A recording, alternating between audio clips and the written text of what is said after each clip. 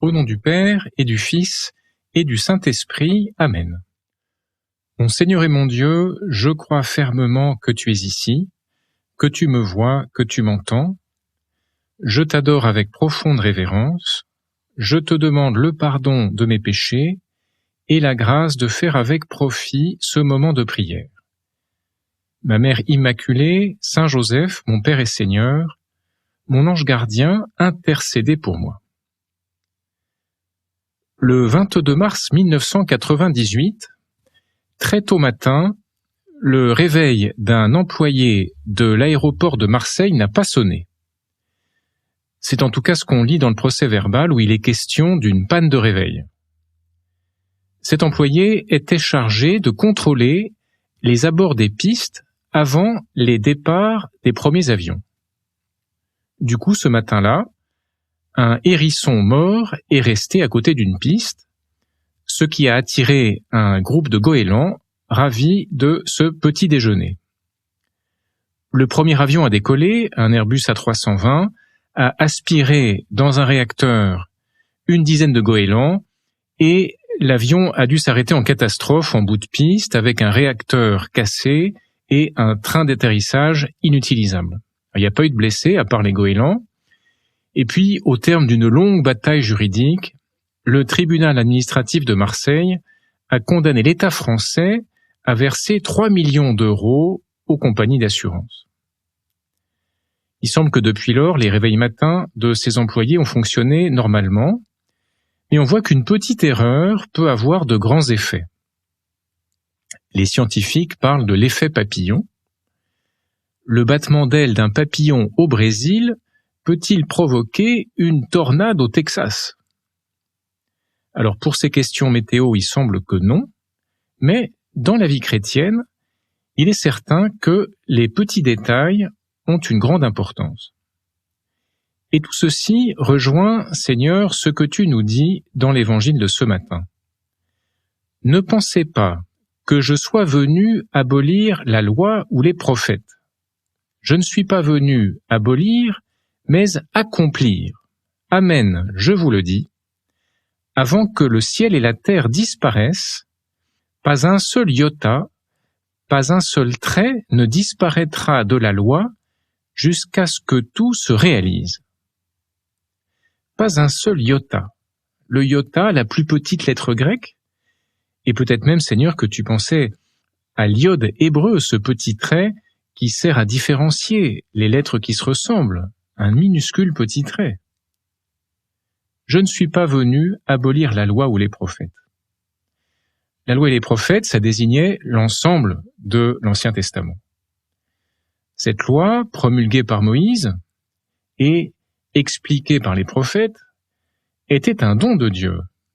Et donc les Juifs voulaient la vivre parfaitement, jusqu'au plus petit détail, même si en pratique c'était impossible. Un texte ancien précise « 613 préceptes ont été transmis à Moïse, 365 préceptes négatifs, correspondant au jour de l'année solaire, et 248 préceptes positifs, correspondant aux parties du corps humain. » Alors, 613, ça fait quand même beaucoup. D'ailleurs, Seigneur, tu nous dis toi-même, dans l'évangile de Saint Jean, que les Juifs n'arrivaient pas à vivre tous ces commandements. Voilà ce que tu nous dis. Moïse ne vous a-t-il pas donné la loi? Et aucun de vous ne met la loi en pratique. Et de fait, il y avait chaque année la fête de l'expiation pour demander pardon à Dieu des transgressions de la loi. Alors, pas un iota. Mais Seigneur, nous les chrétiens, on n'a pas gardé tous ces commandements. Alors effectivement, dans tous ces préceptes, dans les 613 préceptes, il y avait de tout. Des préceptes moraux, mais aussi des préceptes légaux ou des préceptes liturgiques, par exemple, sur les différents types de sacrifices. Saint Thomas d'Aquin explique que toutes ces indications légales et liturgiques n'étaient données par Dieu que pour le temps de préparation de la venue de Jésus. Et donc, maintenant que Jésus est venu, on n'en a plus besoin. Seuls les préceptes moraux restent valides parce qu'ils expriment la loi naturelle, comme l'explique saint Thomas d'Aquin. Et d'ailleurs, Jésus va leur donner une beaucoup plus grande profondeur. Amen, je vous le dis. C'est une expression solennelle. Seigneur, tu interprètes avec autorité la loi. On est dans le sermon sur la montagne qui fait penser à Moïse sur le mont Sinaï.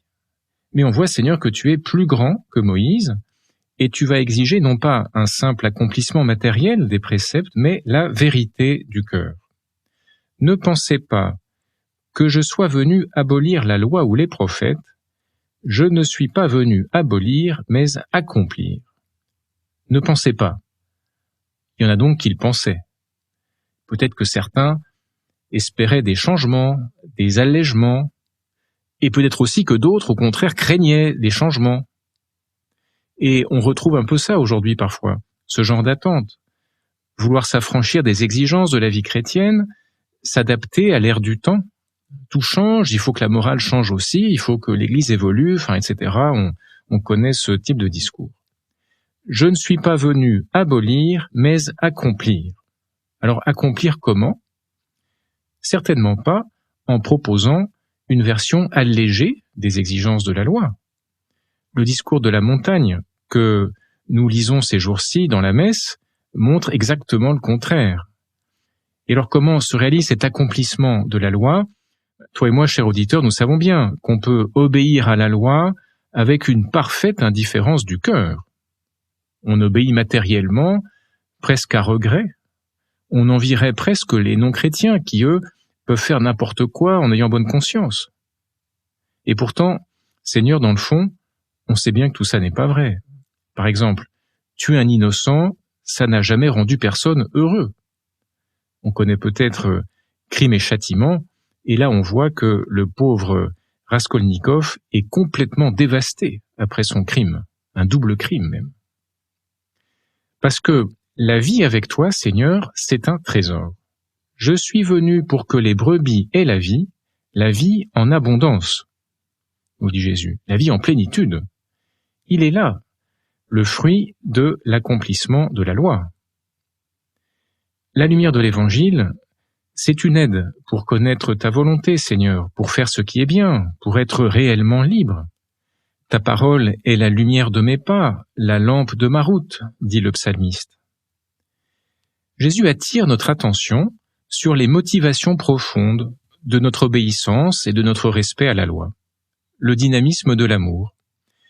Je n'obéis pas aux commandements simplement parce que ce sont des commandements, je suis fidèle aux commandements parce que je veux vivre dans l'amour de Dieu. Alors Jésus poursuit, donc celui qui rejettera un seul de ces plus petits commandements et qui enseignera aux hommes à faire ainsi, sera déclaré le plus petit dans le royaume des cieux. Et celui qui les observera et les enseignera, celui-là sera déclaré grand dans le royaume des cieux. Ici, on retrouve l'effet papillon, mais en positif. Ça vaut la peine de prendre au sérieux les exigences de ma foi, d'être attentif aux détails. Heureux ceux qui marchent dans la loi du Seigneur, dit le psalmiste. Alors, peut-être que le meilleur exemple qui peut nous aider, c'est l'exemple de la Vierge Marie. Elle donne un exemple de fidélité à la parole de Dieu, d'accomplissement parfait de la loi. Elle est la véritable bienheureuse, comme le proclame sa cousine Élisabeth au moment de la visitation. Et elle est aussi notre mère, et donc elle est là pour nous aider à accomplir avec finesse et de tout cœur, jusque dans les détails les plus petits, la volonté de notre Père du ciel. Je te remercie, mon Dieu, des bonnes résolutions, des actes d'amour et des inspirations que tu m'as communiquées dans cette méditation. Je te demande de m'aider à les mettre en pratique. Ma Mère Immaculée, Saint Joseph, mon Père et Seigneur, mon ange gardien, intercédez pour moi.